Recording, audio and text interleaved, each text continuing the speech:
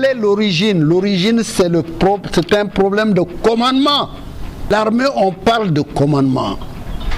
C'est-à-dire que les primes sont octroyées aux soldats régulièrement et de manière, si vous voulez, statutaire.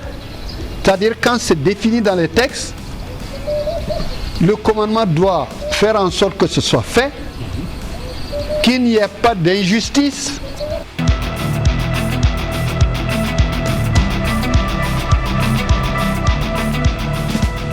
Est-ce normal de continuer à nommer aux fonctions d'officier général sans qu'il n'y ait le commandement approprié pour ces messieurs-là? Moralité, ce sont des officiers d'état-major conformes.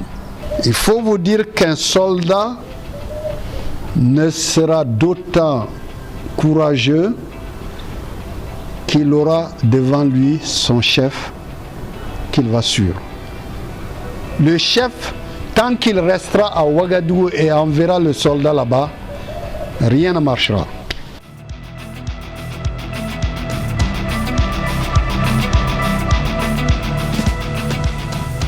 Accepter d'être son conseiller ou d'être à la tête de l'armée, ça voudrait, le préalable pour moi, ce serait que je sois certain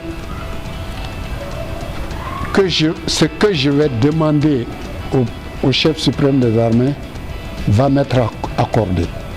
En termes d'idées, c'est-à-dire que si moi je lui dis il faut que nous fassions telle ou telle réforme, il faut qu'il accepte. Si je n'ai pas la certitude que cela va être accepté, je n'y vais pas.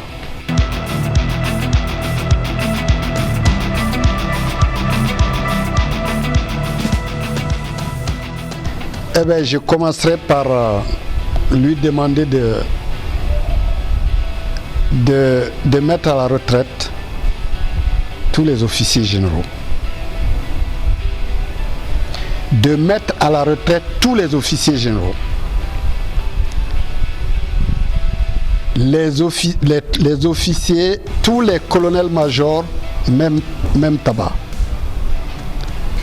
Suppression du grade de colonel-major, qui ne sert à rien. Parce que ça ne correspond à aucun commandement dans l'armée. Le régiment est commandé par un colonel, ce n'est pas un colonel-major. Vous comprenez? Comme le colonel-major n'est pas général de brigade, il n'a pas de place.